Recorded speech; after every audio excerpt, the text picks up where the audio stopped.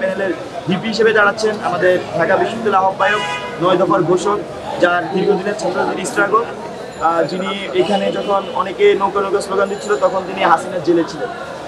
যখন ঢাকা বিশ্ববিদ্যালয়ের মধ্যে যে অনেকে এখন আবার হাসিনার বিরোধী, সে যখন ছাত্রলীগের নেতাদের সাথে ছবি তুলছিল, ফুল বিনিময় করছিল, তখন আব্দুল কাদের কিন্তু জেলে, হাসিনার জেলে ছিল। আব্দুল কাদের কিন্তু সেই সৈকতের মামলায় জেলে ছিল। আব্দুল কাদের সেই ছেলে যে হচ্ছে কখনোই আপোষ করে নাই এই ক্যাম্পাসে।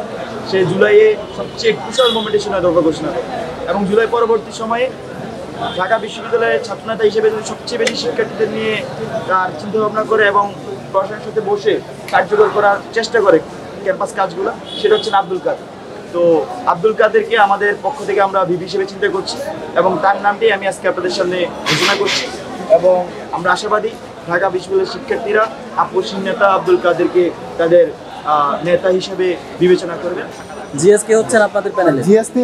আমরা বাকি বিষয়গুলো আমরা একসাথে প্যানেল আকারে সেগুলো সামনে ঘোষণা করব। জাস্ট জিএসটাও তো চূড়ান্ত, ভিপিটা আমরা আজকে জানিয়ে দিলাম আর কি। জিএসও তো চূড়ান্ত, সেটা বলে দেন না, এখনো সেটা না, আমরা যখন একসাথে প্যানেল ঘোষণা করব তখন সেই বিষয়ে বলবো। সম্ভাব্য কোনো নাম সম্ভাব্য আমাদের এই কমিউনিটি থেকে আসবে, আশা করি যখন আমরা ঘোষণা করবো তখন জানতে পারবো। আর আরেকটি প্রশ্ন করেছেন সেটি হচ্ছে ইশতেহার। এখানে আমরা তো আসলে ইশতেহার যখন অফিসিয়ালি ঘোষণা দিব তখন সব কিছু আসবে, বাট আমি মোটা দাগে একটা জিনিস বলতে চাই, আমাদের যে মূল জিনিসটা থাকবে সেটা হচ্ছে একটা গবেষণা ভিত্তিক বিশ্ববিদ্যালয়ের রূপান্তর।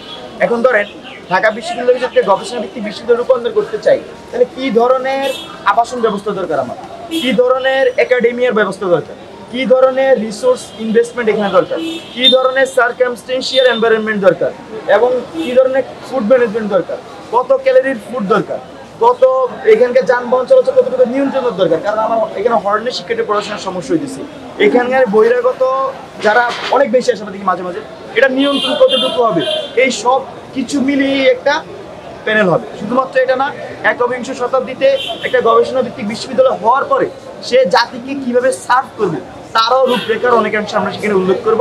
যেমন এখানে শুধু পড়াশোনা করে গবেষণা করে হবে না, তার জব কি হবে, যে ছেলেটা গবেষণা করতে চায় না, সে স্কিল্ড হইতে চায়, তাকে পাশাপাশি কীভাবে স্কিল্ড করানো যায়, সেই জন্য কী ধরনের প্রসেস হইতে হবে বিশ্ববিদ্যালয়ে, এবং তাকে কিভাবে এখানে আপনি দেখবেন ফার্স্ট ওয়ার্ল্ড কান্ট্রিগুলোতে কর্পোরেট জগৎ এসে হচ্ছে যে ইউনিভার্সিটিগুলোতে ইনভেস্ট করে রিসার্চের জন্য, কিন্তু আমাদের দেশে এই ধরনের কোনো ব্যবস্থা নাই। তো এখানে কীভাবে কর্পোরেটের সাথে একাডেমিয়ার রিলেশন করা যায়, এইসব নিয়ে আমাদের ইস্তেহার থাকবে। মোটা দাগে যদি আমি আবার এক কথায় বলি, সেই জিনিসটা রিপিট করি, একটি গবেষণা ভিত্তিক এবং স্কিল বেসড বিশ্ববিদ্যালয় রূপান্তরের জন্য ঢাকা বিশ্ববিদ্যালয়ে যত ধরনের ফ্যাসিলিটিস দরকার শিক্ষার্থীদের, এটাকে কেন্দ্র করে আমরা ইস্তেহার ঘোষণা করি। ধন্যবাদ।